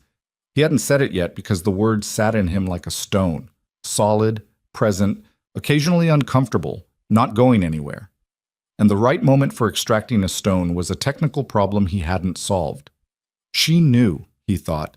She knew the way she knew most things about him, which was before he told her and without requiring him to. He said it on a Sunday afternoon in late March, which he knew was Sunday only because he kept count in the notebook. They were on the lake ice. It was safe still. the freeze still solid in the center even as the edges softened. And she'd found a crack in the ice surface that had refrozen clear, and she was lying on her stomach looking through it at the dark water below, her breath fogging against the ice. "There's a fish," she said. "Right there. You can see it." He lay down beside her and looked. She was right. A dark shape moving slow and deliberate about 4 feet below, visible through the clear ice like something through dark glass. "Trout," he said. "Lake's full of them." "They just stay down there all winter?" "Slows down in cold water. They're alive but barely moving." "That sounds awful," she said. "I don't know. Might be peaceful." He watched the fish move past and disappear into the dark. "Nothing to worry about. Nothing coming for you. Just slow and quiet and cold." She turned her head and looked at him. They were close. The way you got lying side by side, faces maybe a foot apart, the ice cold under both of them. "I love you," he said. He said it the way he said most things, direct, without decoration, slightly like a man reading from a page he was relieved to have found. She looked at him for a long moment, long enough that he started to wonder if he'd miscalculated, if he'd moved wrong somehow, if the thing he was certain she knew had somehow been wrong. "I know," she said. "I've known for a while." A pause. "I love you too. I've been waiting for you to say it first because I didn't think you could handle it if I said it first." He thought about that. "You're probably right," he said. "I'm definitely right." She turned back to look through the ice. "You'd have found a way to make it into something complicated. It is complicated. It really isn't." She pressed her palm flat against the clear ice above where the fish had been. "It's actually the least complicated thing that's happened to me in the last 6 months." He lay there on the ice beside her and looked at the dark water below and thought about that, and found that she was right. She was right about most things, as it turned out. April came, and with it the slow collapse of winter. The snow came off the south slopes in steady rivulets that joined the creek, which rose and ran fast and cold and clear, cutting through the remaining snow in the valley floor with purpose. The passes began to show bare rock on their upper faces. The horses grew fat on their winter hay and restless in their stalls. The lake ice groaned and cracked, and one morning Evelyn woke to the sound of it shifting, a deep, resonant groan that moved through the whole structure, and knew it was going. 3 days later, the ice was gone and the lake was open water, gunmetal gray and slightly choppy in the spring wind, and it looked like the world had opened its eyes. Silas went down to Granger Creek alone. He was gone 3 days, as promised, and she spent those 3 days telling herself she was not anxious, which she was, and occupying herself with the work of the cabin and the yard and the animals, which kept her hands busy without fully engaging her head. When he rode back up the trail on the evening of the 3rd day, she was at the stable, and she heard the dun stallions feed on the trail before she saw them, and she came out of the stable door and stood in the yard and waited. He came out of the pines at the trail's end and pulled up in the yard and swung down, and the look on his face told her before he spoke. She braced. "Your father passed in February," he said. "A neighbor told me. Heart, they think, in his sleep." She'd known, somewhere below the hoping. She'd known from the way her thoughts went to him, not with anxiety, which was what you felt about people you might still lose, but with a specific and settled grief that had no more urgency in it. "Was he alone?" she said. "The neighbor was checking on him regular. Found him that morning." He paused. "He didn't suffer." She nodded. She put her hand on the stallion's neck and felt the horse's warmth and the texture of its coat under her palm, and focused on that while she got herself level. "He knew you were safe," Silas said. "When you left, he knew I wasn't Calloway." "He didn't know that for certain." "No," Silas said, "but he hoped it." She looked up. His eyes were on her with that careful, full attention she'd stopped taking for granted months ago. "What else?" she said, because there was something else. She could see it. He reached into his coat and produced a folded paper. He held it for a moment before he gave it to her. "There's talk in town. Calloway's been asking about the Mercer property. Survey teams he had there this past autumn." He paused. "Apparently there's silver under the east field." She stared at him. "Yeah, a lot of silver," he said. "Enough that people are talking about it in a town 30 miles away." He watched her unfold the paper. It was a page from a Billings newspaper, recent, with a brief item about mineral survey activity in the Granger Creek area. Your father died before the surveys were complete. That means the property passes to you. You're the heir. She read the item twice. The words kept rearranging themselves in ways that didn't quite make sense. Calloway knows, she said. Calloway almost certainly knows. He had survey teams on the property, which means someone working for him found it. She folded the paper and looked out at the lake. The water was going dark in the failing light, silver and black, shifting. This is why he's coming, she said. Not just pride. This. Yes. He needs my signature to claim it legally. The deed is in my name. Yes. She turned the paper over in her hands. Thought about the Eastfield, the flat, rocky stretch where nothing had ever grown properly, where the soil was thin over stone and her father had always cursed it. She thought about him walking that field for 30 years, not knowing what was underneath it, the particular misery of that. How long do we have? She said. I don't know. The passes have been open for a week. If he's been waiting for that... Silas stopped. Then, I set some marks on the trail coming up. Trip lines. Nothing lethal, just enough to tell us if someone's coming up that route. He looked at her steadily. I should have done it earlier. Yes, she said. You should have. He accepted that without defense because he was right and she was right and they both knew it. I won't sign it, she said. Whatever he wants, I won't sign it. I know. Even if she stopped. He's going to come with men, not just 2 men like last time. Probably. And we're up here, 2 of us. Yes. She looked at him. He looked at her. Between them was the full weight of what that meant, and neither of them was willing to soften it by pretending it was something different. All right, she said. She went inside and got the Winchester. She was cleaning and checking it at the table when Silas came in and watched her for a moment. He didn't say anything. He went to the shelf and took down the ammunition and set it on the table beside her without being asked, and then he sat down with the sharps and began doing the same thing she was doing, both of them working in the lamplight with the efficiency of people who had been practicing this, had been building toward this without fully acknowledging it. The marks on the trail were triggered on the 7th morning. Silas was up before dawn checking the trap lines, and Evelyn was in the stable feeding the horses when she heard him coming back fast. Not running, but moving with purpose, a speed he didn't use for ordinary returns. And she was out of the stable by the time he cleared the tree line. 4 riders, he said. Maybe an hour behind me. They came up the South Pass. He didn't slow down, heading for the cabin. Armed, 2 with rifles, 2 with revolvers that I could see. You're sure it's Calloway? No, but I'm sure it's not trappers. He held the door for her without thinking about it, an instinctive courtesy that she noticed even now, in this moment, and filed away with all the other things about him she intended to keep. Inside, she went to the window that faced south, the only direction they'd be coming from, given the trail, while he went to the rack and took down the sharps and began loading it with the calm, methodical movements of a man who had made peace with what was coming. I'm going up, he said. She turned. He was looking at the ridge above the cabin, the granite shelf that jutted out maybe 300 feet above the valley floor, with a clear line of sight down the entire southern approach. She'd heard him talk about that position before, in the abstract, when they were discussing the geography of the area. Now it wasn't abstract. The cabin? She said. Shipa, you hold it. He met her eyes. Only fire if they come to you directly. Don't fire wide. You've got limited ammunition, and you need every round to count.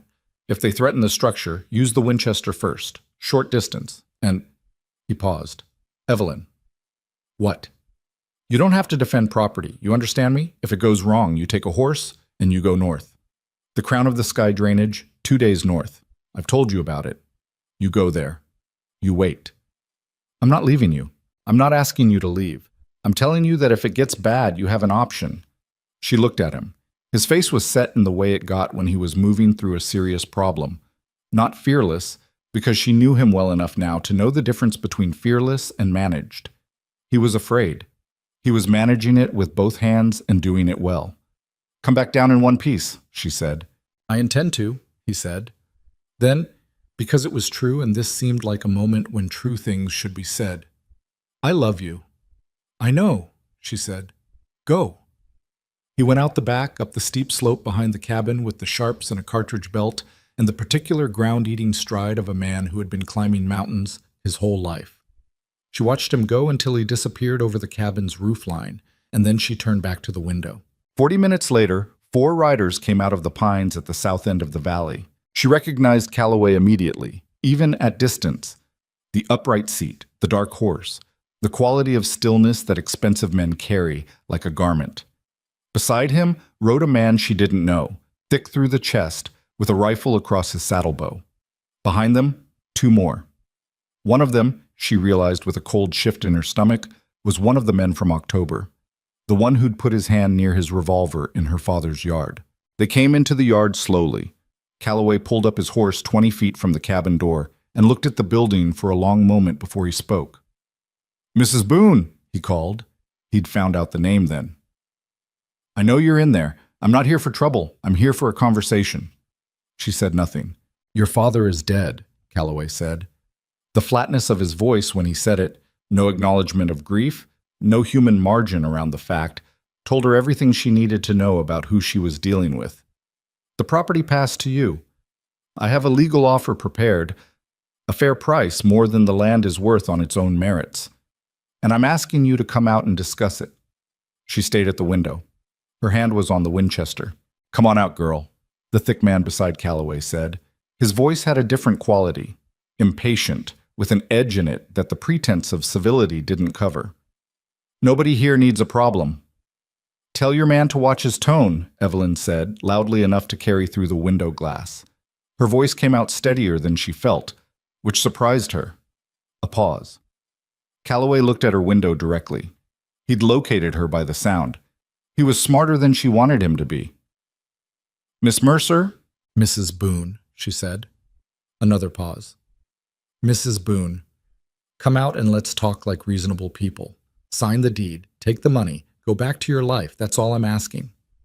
"You're asking me to sign over a silver deposit worth 100 times what you're offering," she said, "and I'm not coming out." The thick man said something low to Calloway that she couldn't hear. Calloway's expression tightened.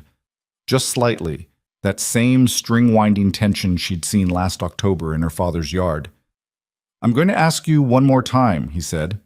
"The answer is the same," she said. He looked at the 2 men behind him and made a small gesture. One of them dismounted and started toward the cabin with a burning torch he lit from his saddlebag. Her stomach lurched. They were going to burn it. She'd considered it and dismissed it as too dramatic, too much. And she'd been wrong. Calloway was the kind of man who'd burn a cabin with a woman in it and call it regrettable necessity. She raised the Winchester. She shot the torch out of the man's hand from 15 feet of window distance. The crack of the shot was enormous in the valley. The man yelled and jumped back, and the burning torch went into the mud of the yard, sputtering. His horse bolted sideways. Calloway's horse danced, and he fought it with his knees. The other 2 men went for their weapons. "Next one goes through a hand," Evelyn said, loud and flat and entirely sure of herself, which she was not, but sounded like she was. "The hand after that, I'm less specific about where it goes." Calloway had his horse back under control. His face, from this distance, was furious in the particular way of men whose plans have been interfered with by someone they underestimated. "You're one woman," he said, "with one rifle." "And my husband is on that ridge," she said, "with the Sharps." She watched Calloway's eyes go to the granite shelf above the cabin. She watched him calculate the angle, the range, the implications. She watched him come to the conclusion she needed him to come to. Then the Sharps spoke from the ridge. The crack of it was a different order of magnitude from the Winchester. A deep, flat boom that rolled across the valley and came back off the far peaks as an echo. 100 yards to the right of the riders, a granite boulder exploded in a spray of stone chips. A warning. Close enough to mean it, far enough to mean he had range to spare. The thick man's horse went sideways into Calloway's. One of the men in the back was already pulling his horse's head around toward the tree line. Calloway shouted something at him. She could hear the anger in it, but not the words, and the man ignored him and kept going. Calloway looked at Evelyn's window for a long moment. She looked back. Then he turned his horse and followed his men back toward the pines, unhurried, in the particular way of a man who needed to make clear that he was leaving by choice. She watched him all the way to the tree line and then kept watching the space between the trees until Silas came down off the ridge 20 minutes later. He came through the cabin door and stopped in the middle of the room, rifle in hand, taking in the room and her face and the general situation in one quick survey. "You shot the torch," he said. "I did." "From the window?" "Yes." He looked at the window, looked at where the torch had been, out in the yard, which she knew he'd clocked on his way back down. Then he looked at her. "That was about 15 feet, he said. "I know how far 15 feet is." Something moved across his face, something she recognized as pride, which he wasn't entirely comfortable with, which made it all the more legible. "They'll be back," she said. "Yes." "With more men." "Yes." He set the sharps on the table. "We can't hold this position indefinitely. Not two of us against however many he decides to bring." He looked at her. "We need to think about where we want to make the stand." She thought about what he'd said that morning. The crown of the sky drainage 2 days north. She'd filed it away as an escape route, the option she wasn't planning to use. She started thinking about it differently. "Tell me about the terrain up there," she said. He pulled out the notebook and opened it to a page she hadn't seen. A hand-drawn map, rough but precise, the way all his practical things were rough but precise. He spread it on the table and she leaned over it beside him, their shoulders touching, the lamp throwing warm light across the page. Outside, the spring evening settled over the valley, and somewhere in the pines, Calloway and his men were making their own plans. She traced the trail on the map with one finger. "Show me the narrow places," she said. They left before dawn. Not running. Silas was particular about that distinction, and Evelyn had come to understand why it mattered. Running was panic. What they were doing was strategy, and strategy required you to move with intention rather than fear, even when the fear was legitimate, and the intention was to put as much mountain between yourself and armed men as physically possible before daylight. They packed only what was essential. Silas had a ruthless calculus for this. He'd done it before, she realized. Packed for survival under pressure, and he moved through the cabin with the focused efficiency of someone running a drill he'd rehearsed mentally many times. Ammunition first. Food for a week, dense and dry. Medical supplies. The Sharps and the Winchester and the Colt and every round of ammunition they owned, bedrolls and the lightest canvas shelter. The rest, the books, the hawk's skull she'd kept on the windowsill, the harness leather, 4 months of accumulated small life, they left. She stood in the middle of the cabin for one moment before they went out. The fire was banked low. The table where they'd eaten and read and argued and learned each other was bare. The mantel above the fireplace was empty. She'd already put the carved sparrow in her coat pocket, which was the only thing she'd packed that wasn't strictly necessary and the only thing she would have gone back for. Silas was at the door watching her. "Ready?" he said. She looked at the cabin for another second. All that winter in its walls. All that becoming. "Yes," she said. They rode north in the dark, single file on the trail she'd traced with her finger the night before on Silas's hand-drawn map. The horses moved carefully through the pre-dawn blackness, picking their footing with the instinct of animals who'd worked this kind of terrain before. Silas led. She followed. The trail climbed steeply out of the lake valley within the first mile, switching back up through dense pine and spruce that blocked what little moonlight there was. And she rode by sound and feel and the particular quality of trust she'd developed in the dun stallion's judgment about where to put its feet. They didn't talk. The mountain required full attention and full quiet. Silas had impressed that on her before they left, and not just for the terrain's sake. Sound carried in these valleys in ways that were easy to underestimate. A voice at the wrong moment, a horseshoe ringing against rock, could carry half a mile in still air. She thought about Calloway's men camping somewhere south of the lake. She thought about what morning would bring them. The empty cabin, the cold fire, the tracks leading north. She thought about how long before they followed. Not long enough, was the honest answer. Calloway had not gotten where he was by being slow about things. By the time the sky began to gray in the east, they had climbed above the tree line. The trail, barely a trail up here, more of a series of understood passages through the rock and scrub, ran along the spine of a high ridge with the world falling away on both sides. Below to the left, the lake valley they'd come from, still in shadow. Below to the right, a series of deep drainages running east toward the open plains, their bottoms invisible in the dark. Silas pulled up on a flat section of rock and dismounted and went to the ridge's edge and looked south for a long time. She came up beside him and looked too. Nothing moving yet in the valley below. But the light was coming fast.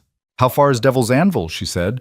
He'd named it the night before, the place on the map where the trail narrowed to a gorge barely wide enough for 2 horses abreast, with cliff walls rising 60 feet on both sides, and an overhang of loose granite and old snowpack that he'd been watching every winter, that accumulated and shifted and that he'd always given a wide berth to for the obvious reason. 3 hours at this pace, he said, maybe 2.5 if we push. And they'd have to come through it? Only way up to the crown that a horse can manage. They could go around, but that's a 2-day detour. He looked at her. If they're in a hurry, and they will be, they come through the gorge. She studied the ridgeline to the north, trying to see the shape of what he was planning. "One shot," she said slowly. "At the right place, the right angle." "The overhang's been building since January," he said. 12 feet of compressed snowpack on rotten granite. "I've been watching it move, just barely, but it's been moving.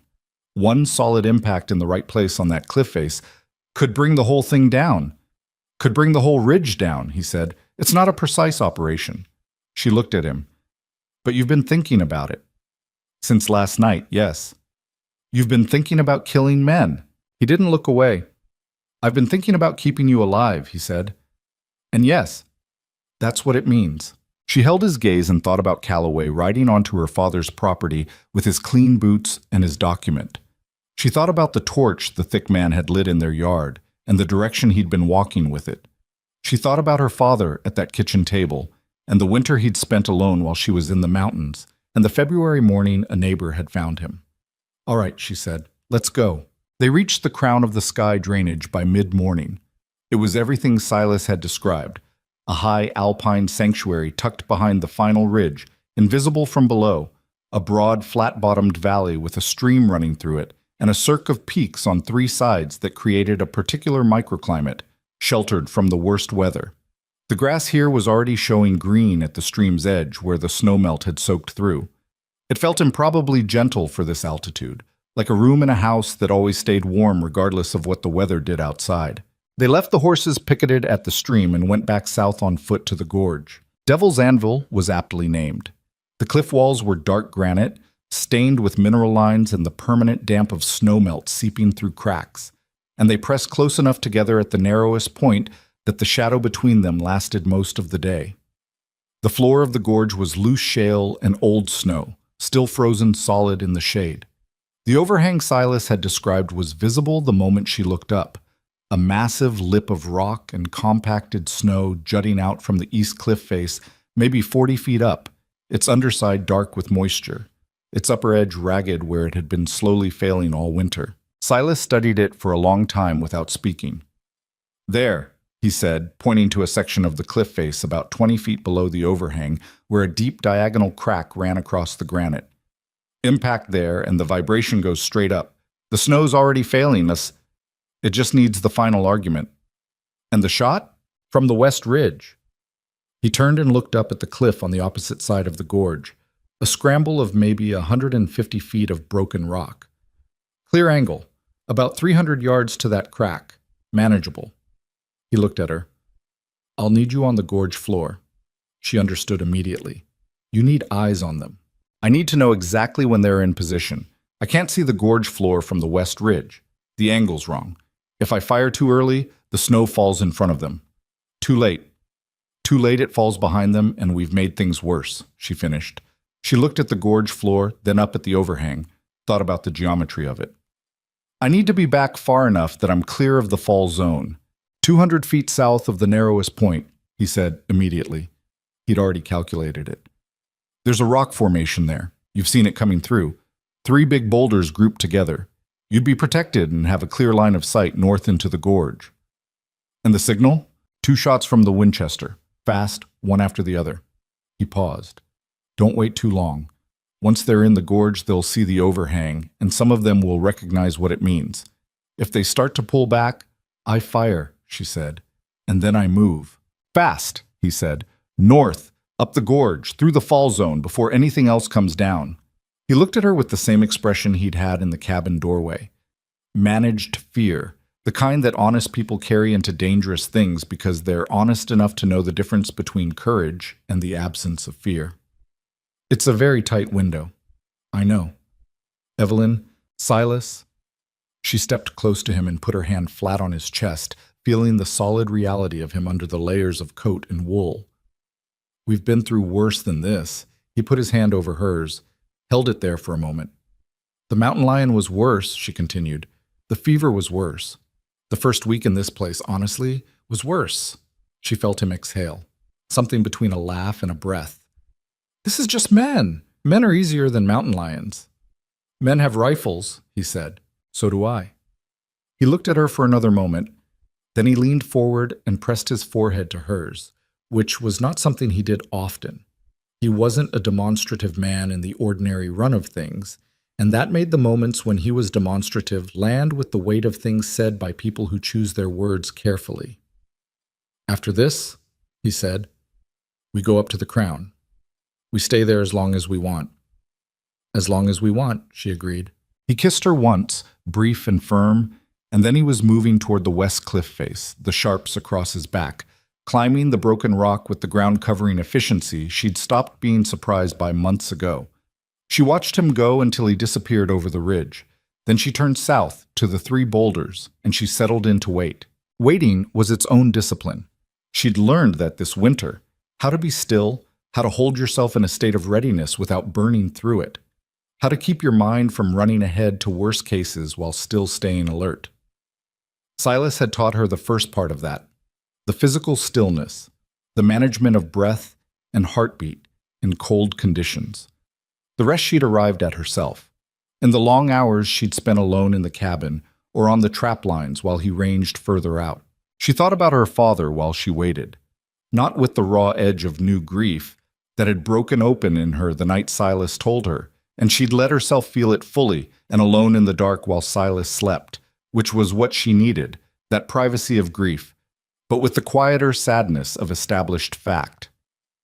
Thomas Mercer had died in February, in his sleep, in the house he'd built, while she was learning to shoot a Sharp's rifle and falling in love with a mountain trapper 300 miles north. She hoped the neighbor had been good to him. She hoped he hadn't been too lonely. She hoped he had understood in those final months that she was safe. She would never know if he had. That was the thing about death. It closed questions that couldn't be reopened. She heard them before she saw them. Sound traveled strangely in the gorge, bouncing off the cliff walls and arriving from unexpected directions. And the first thing she registered was the sound of multiple horses on shale, the particular sharp ring of iron shoes on loose stone. Then voices, low and indistinct. Then the shape of the first rider emerging from the shadowed south entrance of the gorge. Calloway rode first. Of course he did. That was the kind of man he was. He put himself at the front, not from courage, but from the need to be seen leading. Behind him came the thick man, and behind him 3 more riders she hadn't seen before.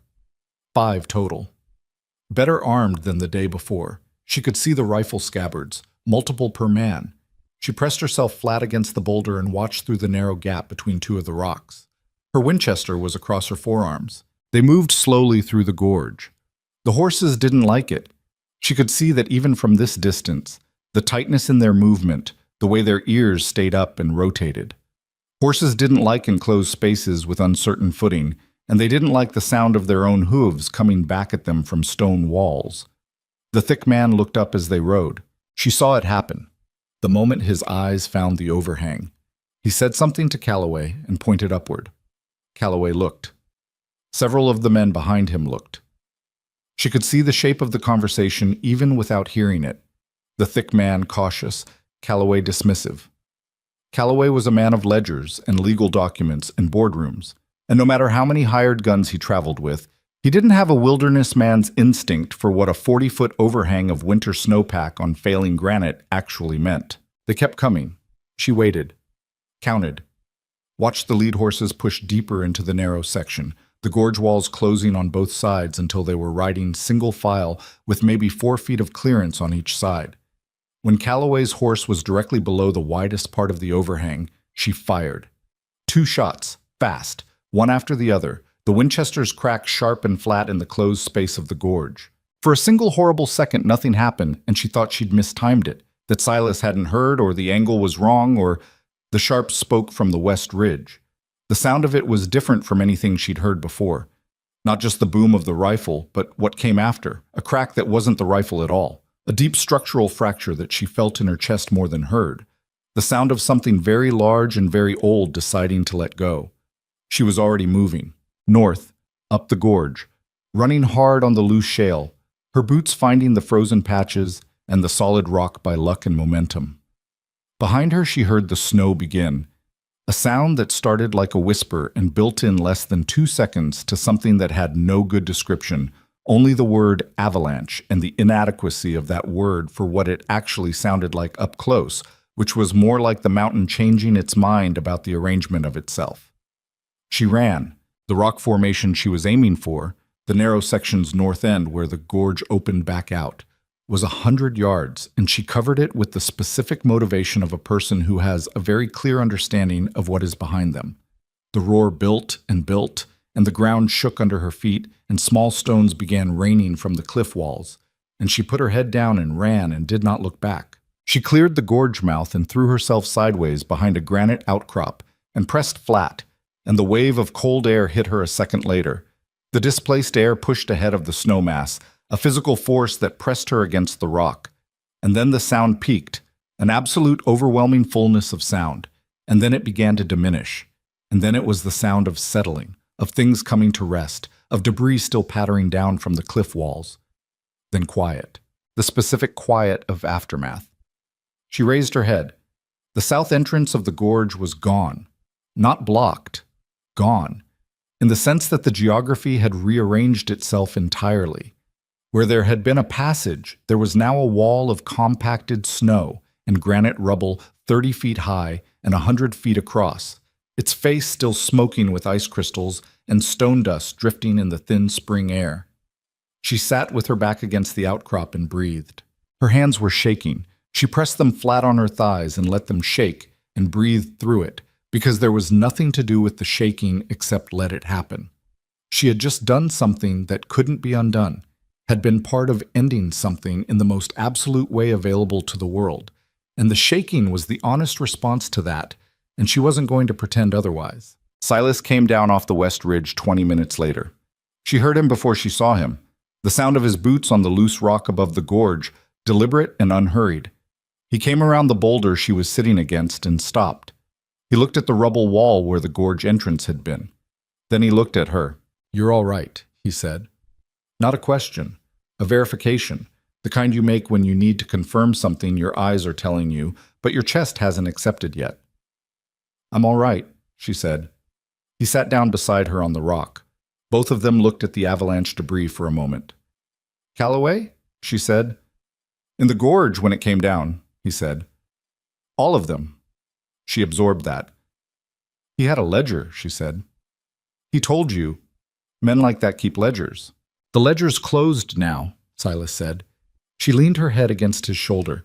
He put his arm around her, and they sat there in the cold spring air while the last of the ice crystals drifted down from the cliff face and the silence settled back over the mountains like something returning to its proper place. She thought about what it meant, what all of it meant, not just today, but the whole of it from the beginning, from the day a man in clean boots rode onto her father's property with a document and a plan. She thought about the way that moment had looked like an ending, had felt like an ending, the kind that left you no ground left to stand on. And she thought about how endings that look total sometimes aren't. Sometimes there's a stranger at the edge of the tree line with a pouch of gold and a conscience and a carved wooden bird and 17 years of carrying a memory he couldn't put down. She thought about what she'd been in October, frightened, furious, certain that she was being traded from one set of bad circumstances to another. She thought about what she was now, not a different person. The same person, but found. That was the only word that fit. Like something she'd been missing from herself had been up here the whole time, waiting in the cold and the silence to be recovered. "I need to tell you something," she said. Silas turned his head slightly, listening. "When you sat with me on the riverbank," she said, "when I was 11. I was alone that day because I'd run away from home. Not permanently. I wasn't running anywhere in particular. I was just running because I was so angry at everything, and I didn't know where to put it. And I fell through the ice because I wasn't paying attention, and I was stupid, and I was cold, and I was alone. She paused. And then you were there, and you pulled me out, and you sat with me, and you gave me something small and beautiful, and you didn't ask me why I was out there alone. You didn't ask me anything. You just stayed. Silas was quiet. I've been thinking about why I kept that sparrow for 8 years, she said. I thought it was because the moment was frightening and you were kind. But I think it was something simpler than that. She lifted her head and looked at him. You were the first person who just stayed without needing me to explain myself first.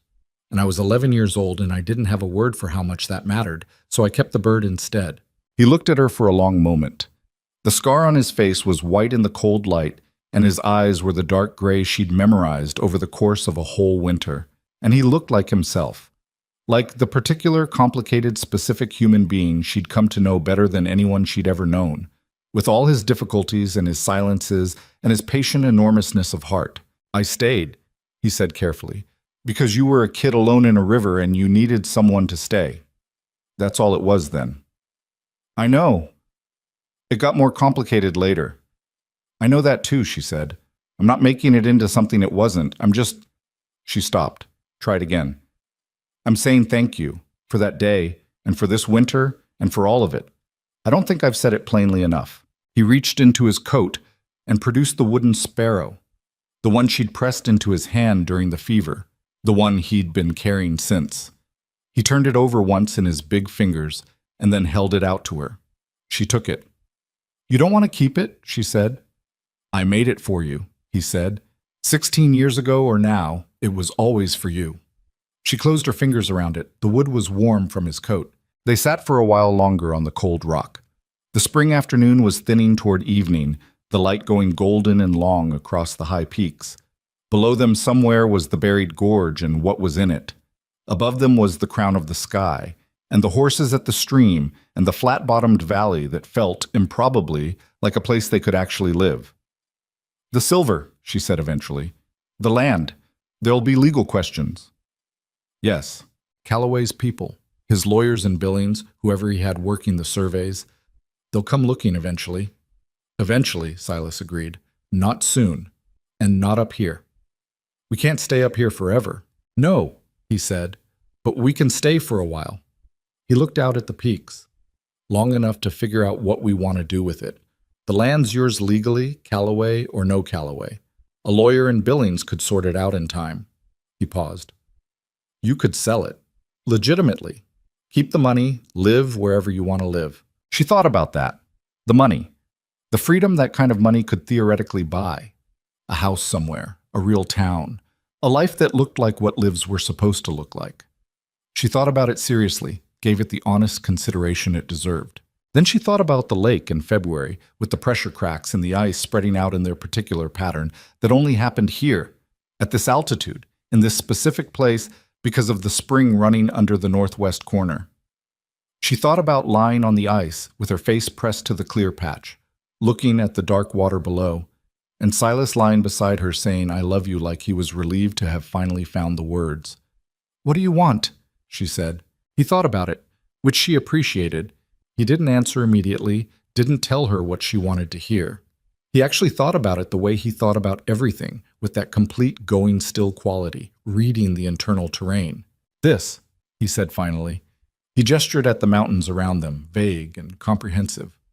I want to be here, with you. A pause.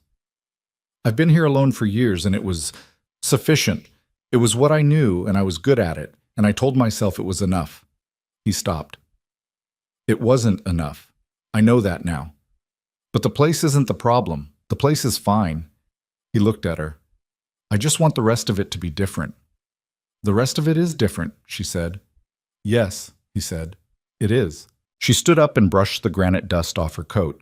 Her legs were stiff from the sitting and from the running and from the accumulated strain of a day that had required more from her body and her nerve than she'd fully acknowledged while it was happening. She was going to be sore tomorrow. That was fine. She'd been sore before. She put out her hand.